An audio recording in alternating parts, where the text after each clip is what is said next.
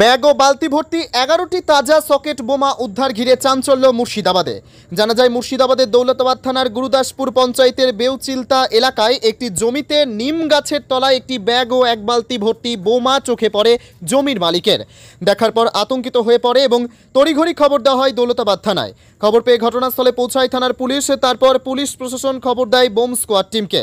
Police প্রশাসন সোমবার সারা দিন রাত ঘটনাস্থল পাহারা দেওয়ার পর ঘটনাস্থলে মঙ্গলবার বিকেলে বোম স্কোয়াড টিম এসে পৌঁছায়। তারপর স্কোয়াড টিম ফাঁকা মাঠে 11টি তাজা বোমা নিষ্ক্রিয় করে বলে জানা যায়। এদিকে বহরমপুর লোকসভা ভোটের আগে তাজা বোমা উদ্ধার ঘিরে শোরগোল পড়েছে এলাকায়।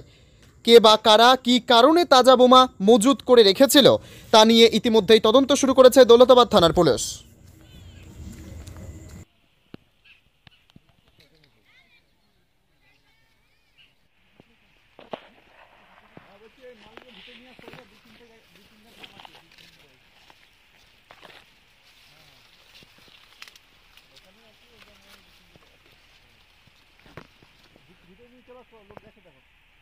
না, গ্রাম পুরন্দপুর, অঞ্চল গুরুদাসপুর।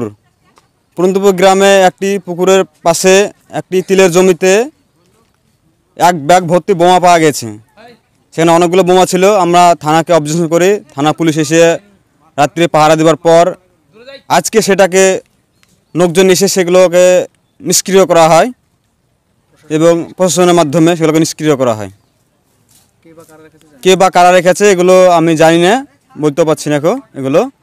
তবে ভোটের আগে এইসব জিনিসগুলো খুব খারাপ, মানুষ অনেক আতঙ্কের মধ্যে আছে বোমাগুলো রাখার কারণে। আমার নাম আশরাফুল শেখ।